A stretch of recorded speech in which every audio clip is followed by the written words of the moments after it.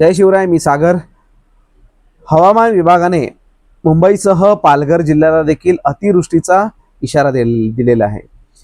पालघर जिल्ह्यामध्ये तर red alert जाहीर केलेले आहे आणि काल रात्रीपासून अतिशय मुसळधार पाऊस या संपूर्ण पालघरमध्ये आणि विरार नालासोपारामध्ये पडतोय.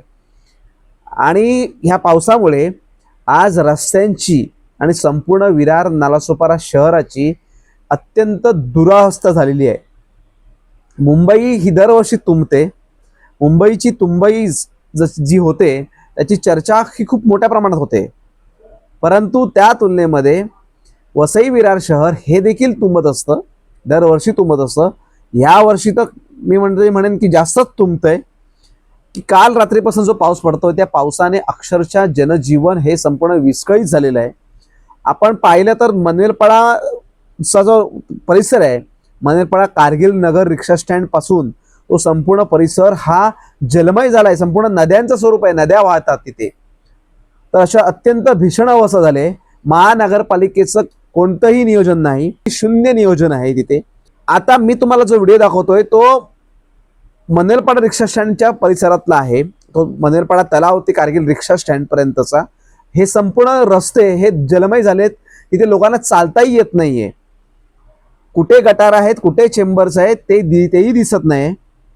अशी भीषण अवस्था या इथल्या महानगरपालिकेच्या कारभाराची आहे आणि त्याचा नाहक त्रास नागरिकांना सहन करावा लागतोय. अजून एक व्हिडिओ तुम्हाला मी दाखवतो.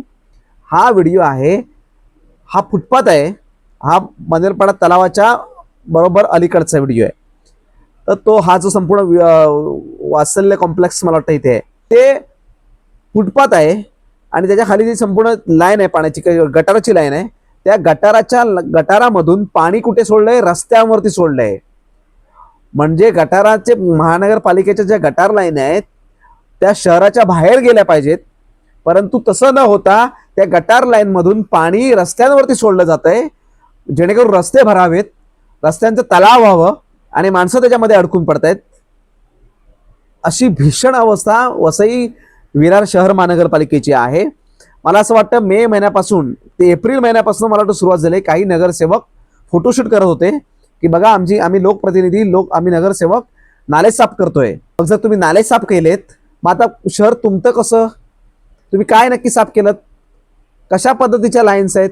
आज मी तुम्हाला हे जे दृश्य दाखवतोय की ते मनवेलपाडा मध्ये विष्णुविहार संकुलाच्या एकदम समोरचा दर्शनीचा मुख्य रस्ता आहे, तिथे काहीतरी प्रॉब्लेम झाला, तो खोदून ठेवलाय. तिथे गेले 2-3 दिवस झाले हा खड्डा असाच आहे. तिथे येताना जाताना इथं बाजूला संपूर्ण रोड पाण्याने भरलेला आहे आणि रस्ता लोकांना चालण्यासाठी बाजूला जो फुटपाथ आहे तिथेच नेमका हा संपूर्ण खड्डा खणून ठेवलाय. तो बुजवला पाहिजे किंवा तो झाकला पाहिजे, तिथे त्याचं काम पूर्ण केलं पाहिजे, जेणेकरून आता सकाळी येता जाताना लोकांना तिथे काय त्रास होत होता. अशी भीषण अवस्था या वसई विरार शहराची झालेली आहे.